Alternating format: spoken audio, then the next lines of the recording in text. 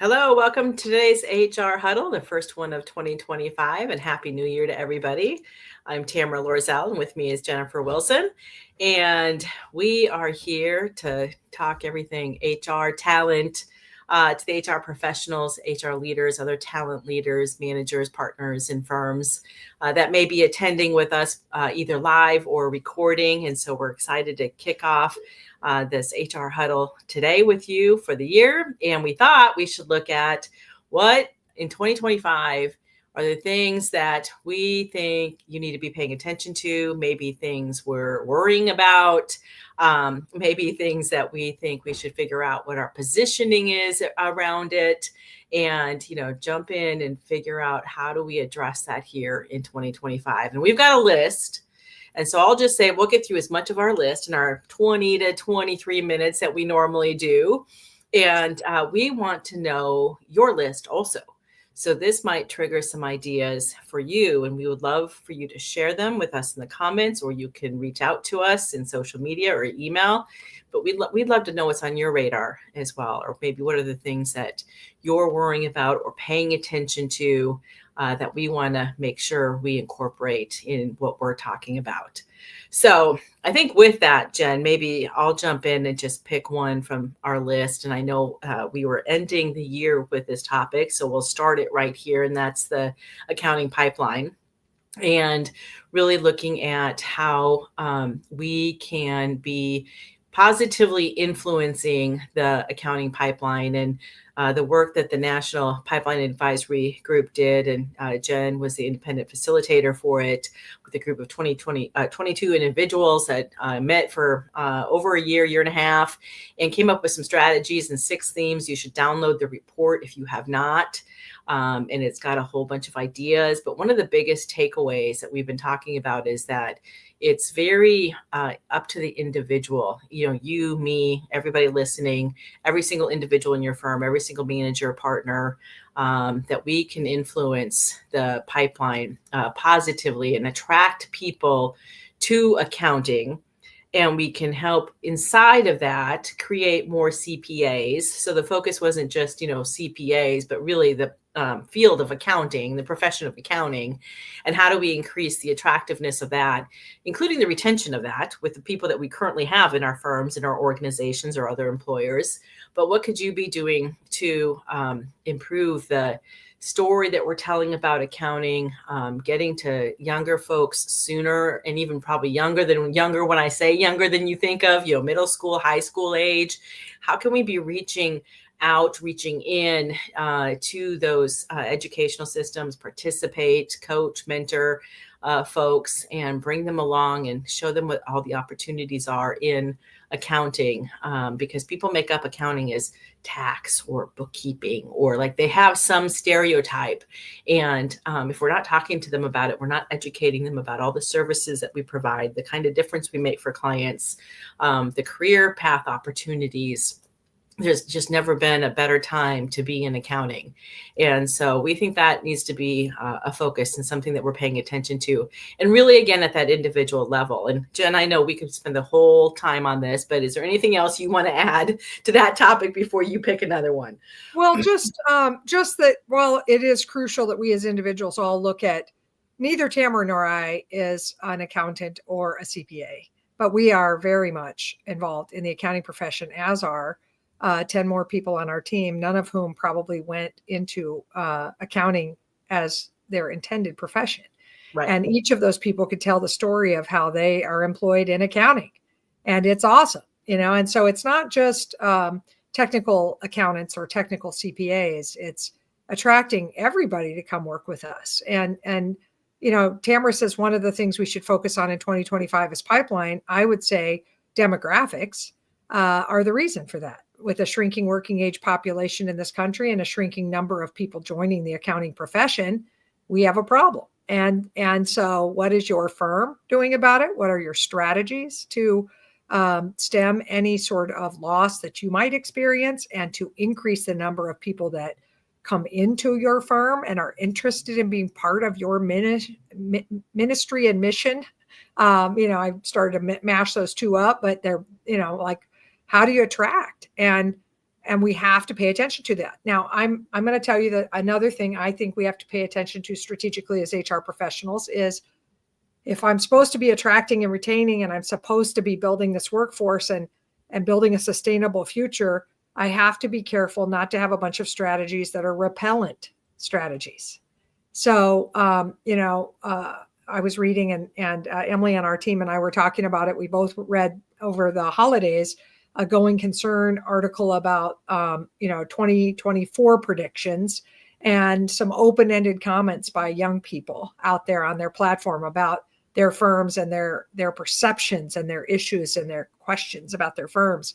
And there was quite a bit about, like, are we really going after our mission, or are we really trying to get richer for the partners? Like, what's happening there with what is the intention? What is the end game here with M&A, with PE money inflowing and influencing what's happening these days? Like, what is it all about? And we have to be careful that we're not trying to attract people to a profession that's doing things that are unattractive or anti-talent. And so there's also quite a bit out there. I'm going to call it ambivalence, or a little bit of seesawing, or bandwagoning perhaps, on what I'm going to call program pullbacks. Like, do we really need to invest this much in DEI? And if you read, we have a whole theme in the pipeline research that we did, and a whole theme of solutions around increasing the number of underrepresented people that come into our profession, and attracting more underrepresented folks to come work with us and to be part of our mission in accounting. And rolling back DEI initiatives is not the way to do that. De-investing or defunding those things is not. They're sort of like juxtaposed or contradictory. That's what they are. Those are contradictory ideas. Pulling back on flexibility, this whole RTO and mandating. We're not for it at Convergence. We are for hybrid. We are for in-person experiences. We are for three-dimensional interactions, and we love them. But we are not for mandates and RTO and one-size-fits-all programs. You've got to be in the office 3 days a week or 5 days a week, and that stuff's grabbing headlines right now. And it's not just the big companies that are grabbing headlines. There are accounting firms who are bandwagoning. And I would call that whole movement anti-talent. And I can't rationalize it when we've identified the shortage of talent as our biggest challenge. I can't figure that out. So I do think, as HR professionals in our organizations, we have to watch for bandwagoning.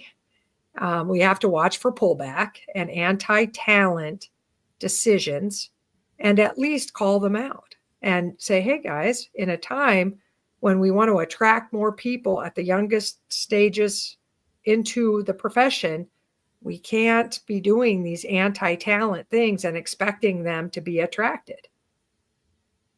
So that's just something I'm grappling with as we enter 2025.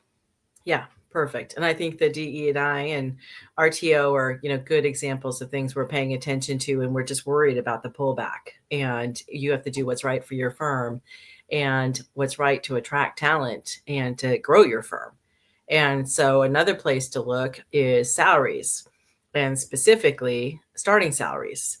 And we know that if we look at the data, that accounting is one of the lower business degree starting salaries that students can choose, as they go to select the actual business degree that they want. They'll pick something else that will have higher salaries. And Jen and I both have college age kids, and we know as parents, we want our children to be choosing a degree that's going to launch them into being independent, which means good starting salaries. And so we have to figure that out. And, typically we have been comparing starting salaries and all salaries, the compensation, the benchmarks are to other CPA firms. But it's not just CPA firms, you've probably noticed, that are competing for the same candidates that you are. And so we have to look at technology companies. We have to look at other, industries that are wanting accounting graduates and CPAs, and say, what are they paying? And how do we be competitive with there? And I know we could start to say, how do we justify that with the fees? And how do we justify that? Then I'll have to ratchet up everybody's salaries. We don't think so. We think you can look at it and say, how do we start higher salaries, and what kind of room do we have in between there that we can move people up more incrementally and not have to have a big upward tick on everybody's compensation? Where do we have room to do that? And looking at fees, we should be charging more based on value and risk and capacity. And if we don't have the capacity, economics, basic 101 is, the fees should be higher. But again, as a profession, I don't think we charge the value that we are providing. We're so reliant on time. And so figuring out how to move away from that, that's something else to pay attention to, is how do we move away from that so that we can be, pricing and billing, based on the value and the deliverables and not on time. So there's things that constrain us around that whole conversation around salaries that we think that we need to be, looking into and figuring out how do we adjust that and incorporate that into our practice. That's great, Tamara. And I do want to point out that the AICPA PCPS, which is really the firm practice management group at the AICPA that has tons of resources and tons of tools and education, they have a whole tool set around salary evaluation and salary strategy, and how to figure out the best way to make incremental moves without dramatically impacting your whole workforce financially, because we know that that's a big ask. But there's such a big jump in salaries that happens sometimes between senior and manager, certainly between manager and senior manager. And we think those could be smoothed out, and that it is practical to consider first year associates having higher salaries than they do now without big ripple into the business. And so we encourage you to look at those tools and resources. And Caroline, if you get a chance to drop a link to the PCPS, that would be great, so that people could find that in social. I'm going to pick up another one, and it's sort of related, Tamara, to where you just were headed on value and price and that sort of stuff. But it's another like long time problem challenge we've had as a profession that we have acted like is unsolvable. And in 2025, Convergence Coaching is going to build resources and help solve this. We're kind of over it, and that's this idea that we have these war-like experiences, warlike experiences twice a year in busy season, this thing called busy season. And people like to post and say, that was the worst busy season I had in 34 years. And I never get to exercise in busy season. And, my family hates me because of busy season. And we've long held that the words busy season are unattractive. That, if we want to attract more people to our profession, telling them that they have to go to war twice a year and experience a very difficult, painful peak period doesn't make sense. And so it's not attractive, in other words. So we want you to really think about, like, what steps are we taking? Some of it messaging, more importantly, though, actually smoothing the work. Okay. So some of it's messaging. Right away, we would just want to say, how about if we all stop saying busy season? Why don't we say peak work periods? Because also some people think busy season and they think it's always spring and always fall, but that's the peak work period for some of the disciplines inside our accounting firms, but not all of them. And so, perhaps it's not an inclusive term. It's the word busy is by all time management and efficiency and productivity experts. The word busy is like a no, never use busy. So here we are naming a whole thing in our business that, but why do we have these huge compressed work periods? And some might blame outsiders, like those people who set deadlines for compliance, like the IRS or something. But The reality is a lot of our compression is because we have not reset expectations with clients about how we have to roll. We've made extending tax returns seem like punishment instead of, guess what, we're going to extend X percentage of our returns. We extend all of these kinds of returns every year, no matter what. When you work with us, you will be extended, not like you're going to be extended if you don't have your stuff in. Why don't we just plan to move some stuff to be done in the summer and fall? But part of why we don't like extending is because many of our firms don't really focus on outputs and deliverables during the summer. A lot of summer work is like vacation time and sort of working and and yes, catching up on internal things. I get it. And getting out there and doing business development. It's not like you're lazy. None of us is lazy, but we don't focus on deliverables and production the way we do during these peak periods. And if we did, and we actually measured how many returns got filed or how many financial statements got issued or how many valuations were completed or whatever it may be, if we kept track of our deliverables and we project managed through the slower periods, whatever those are for your service cycle, we could dramatically smooth the year's work out and not have these insane peak periods that really hurt. They hurt our people, they hurt their families, they hurt our brand, and they aren't necessary. And we say that not theoretically. We know firms that have done the work to smooth them, that don't have to mandate 60-hour work weeks or 65 or 55. They don't talk hours and they don't talk, you better be here or else. And they don't mandate weekend hours and all that stuff. They don't have to because they have figured out how to properly manage client expectations, client deliverables. They've put non-accounting grads and non-CPAs on managing those clients and getting the deliverables we need from them and getting them up on the portal and making sure everything's there so we could do the work. They've done all these things to smooth it out. And I have a dream in 2025, more firms bandwagon on that idea. If you're going to bandwagon on something, let's bandwagon on it, not taking away benefits for talent, but instead making our firms more inviting and inspiring and motivating for talent. Yes, love it. I think also, as we're looking at talent, getting really clear about what their career paths are. How do I progress here? What are my opportunities? And how do I get as much exposure and experience and variety as I want? Some people might know very clearly, I am tax, and this is the kind of tax I'm going to do.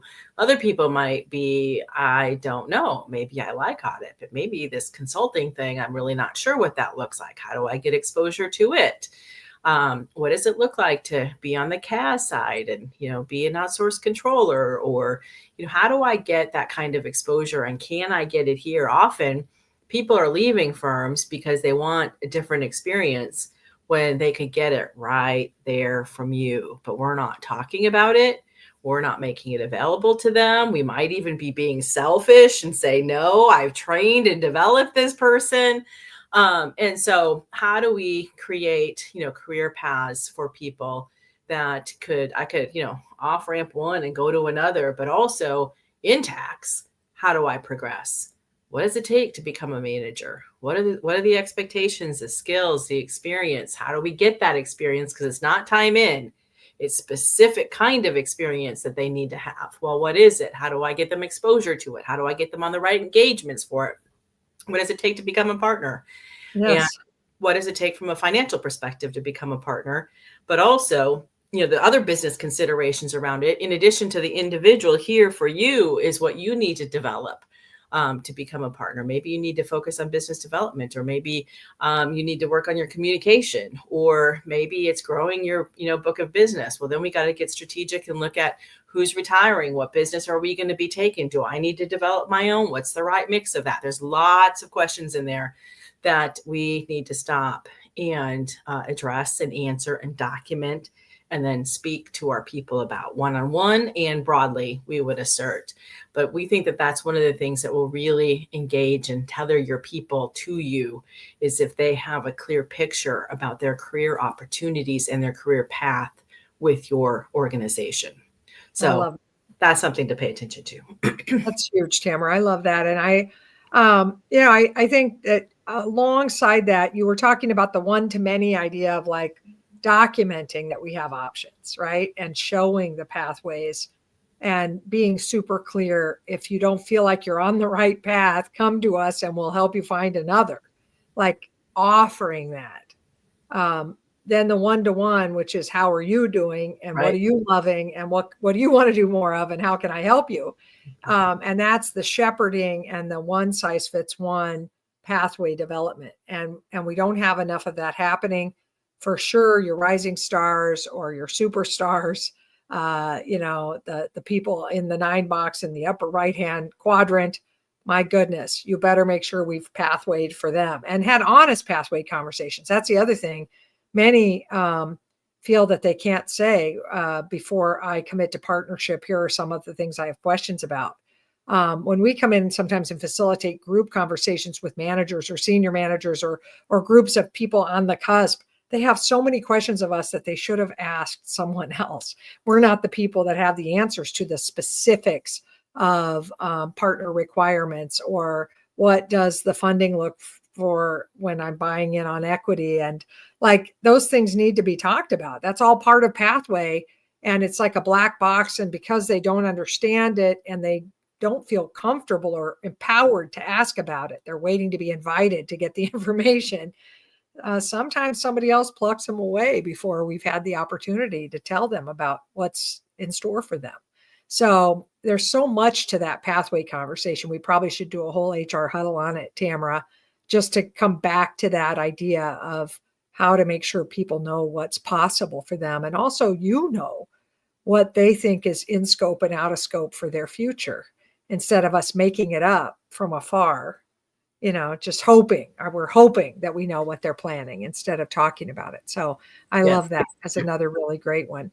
The other thing that, we're at time, but I do want to touch on just, a sentence or two here, AI. Yes. Your 2025 plan has to encompass AI. And one is, how are we leveraging AI in HR? And we did an HR huddle on this a year ago, maybe, and it's probably time to do an update on that, because there are lots of ways that HR leaders can incorporate AI into your own operation and management. But also, what are we doing to make sure that the education of what's safe practices for AI use, what are the risks, what's allowed, what's not allowed. We are finding, we're out there with a lot of firms, and we're finding there to be sort of a wild, wild west of AI use right now without any clear guardrails. And we ourselves talk about how we're using it, and ways that we're not using it right now because we haven't figured out how to do it with client confidentiality, or without confidence that it's not educating the larger learning model, or like what's happening there. When we start talking about that with people, they're like, what? And they tell us how they're using it. And then we're like, has HR or your firm not, IT, somebody not talked to you about this yet? So we would just put that on your radar. If you have not had a current update on safe practices for AI use, we want to empower our people to use it. That is for sure. But we want to do it safely. And we're a little worried that that's not happening. And maybe there is a little bit of like, I thought IT was doing that. Well, no, wait, I thought HR was doing that. So clearing that up in your business, we would highly recommend. Yes. In 2025. Very good. Well, Jen, I'm going to wrap up with just one other comment tied to what you were saying about like anti-talent strategies. Yes. One of them is a perception, and maybe we're bandwagoning on this as well, is the perception of employee control, and when is it going to be employer control? And we're going to say, we don't think it's going to be employer control, not in our lifetime anyway, not while we're working. Just looking at the demographics that Jen was referring to, and just looking at our needs, and all the services, our clients need, and, how much we could be providing and how much we want to grow. We really do need to be paying attention to what talent desires, how to be attractive, how to create those career paths, how to have programs and things in place that are going to be attracting, retaining, creating that stickiness that I love to work here versus anti strategies. And so, we've been asked, well, when is going to be our turn to have employer control? We think that's the wrong question. And Or the the answer upper hand. the upper hand. Yes. I want, First. when as an employer will I get the ball back and I get to have the upper hand? Yeah. You know what, when you were saying it, Tamera, it really hit me like, who would ever want to be in a relationship where one party is dominating the other? Like, can't we be in collaborative partnership here? Why would we ever get back to that my thumb is on the top of your head talent? We can't, because of what you just said, Tamara. Demographics won't allow that, but we shouldn't. Our core values shouldn't call for that. I don't even know where we're coming from when we ask that question, but we get asked it. Yes. And it's upsetting to us. It is upsetting to think that, we hope that employers have a lot of control in that you are setting the strategy and the vision with collaboration and input from your team about where we're taking this thing together. That's a decent amount of control, but to have an upper hand, I don't know what that is. I don't know why we would want it. And we really want to shine a light in that dark corner and say, stop asking that. Stop thinking you're going to. Stop wanting to. Right. Collaborate and be in partnership with your people, man. They have so much to offer. They'll take us places we had no idea were possible if we stop doing that kind of stuff. Yeah. Exactly. Yeah. Well, on that note, we want to know what you would add to our list. So please do message us, reach out to us. And I think we've got a good list that we could go deep into these in future HR huddles. So we look forward to a great, prosperous, joyous, healthy 2025. And let us know what you'd like us to, bring here to the HR huddle. Thank you for being with us today. We look forward to seeing you on the next one. Have a great rest of your week.